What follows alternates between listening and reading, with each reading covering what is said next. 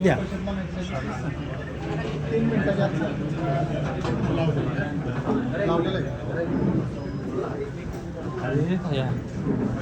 सर्वांचा योग चांगला आहे आपण असं म्हणूया.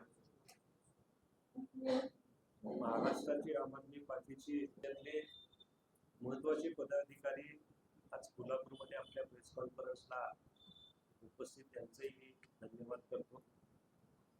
आपल्या सगळ्याला मिस करून माहीत असणारे आपले विजय कुंभार सर महाराष्ट्राचे प्रदेश उपाध्यक्ष आहेत. आतापर्यंत त्यांचे जर रेकॉर्ड बघितलं, कारकीर्द बघितली, अतिशय उल्लेखनीय काम केलेलं आहे त्यांनी माहितीच्या अधिकाराच्या माध्यमातून. माहितीच्या अधिकारातनं त्याचा सखोल पुन्हा अभ्यास करायचा आणि त्याच्यावर एखाद्या ठराविक निष्कर्ष.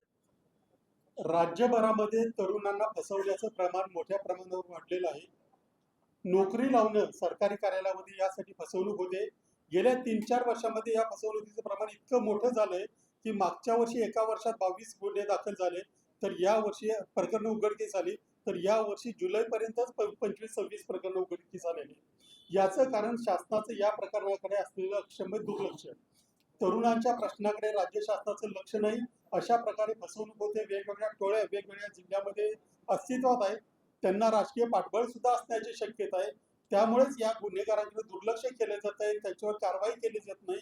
त्यामुळे आता आम्ही मुख्यमंत्र्यांकडे मागणी केलेली आहे की या संदर्भात, कारण हे सगळे विखुरलेले विद्यार्थी एकत्रित कारवाई करू शकत नाही, त्यामुळे एक SIT स्थापन करून या सगळ्या टोळ्यांचे जे प्रमुख आहेत त्यांचे शासनाची किंवा त्या शासकीय कार्यालयाशी किंवा शासकीय कर्मचाऱ्यांची काय लागेबांधे आहेत, त्यांचे काही राजकीय लागेबांधे आहेत का, त्यांची चौकशी करावी. या सगळ्या मुलांचे पैसे परत मिळवून द्यायला मदत करावी आणि या सगळ्या गुन्हेगारी टोळ्यांना जेरबंद करावं, यासाठी आम्ही शासनाकडे आता एक पत्र पाठवलेलं आहे.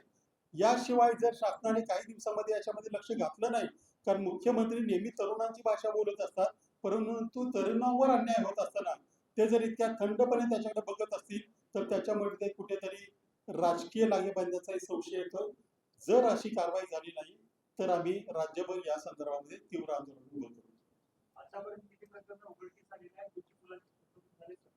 साधारणपणे आतापर्यंत म्हणजे गेल्या 2020 पासून आतापर्यंत अशी 93 प्रकरणं उघडकीस आलेली आहेत.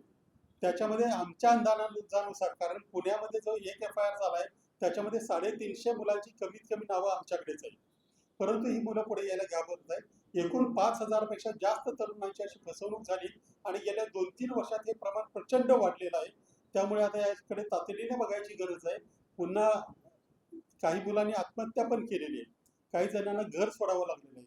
असं होऊ नये वाटत असेल आणि ही पिढी नाराज होऊ नये असं वाटत असेल तर शासनाने तातडीने SIT घेतली पाहिजे. हे बघा, प्रत्येक साधारण 5000 धरली, प्रत्येक 50 लाख जरी ॲव्हरेज धरली, कारण ही फसवणूक 5-10 लाखापासून 45-50 लाख आणि काही मोठ्या प्रकरणामध्ये 1-1 कोटी 1.25 कोटीपर्यंत आहे. त्याच्यामुळे त्यातली काही 1,500-2,000 हजार कोटीचा हा घोटाळा असण्याची शक्यता आहे. त्यामुळेच राजकीय लागेबांधे असल्याचा आम्हाला संशय येतो.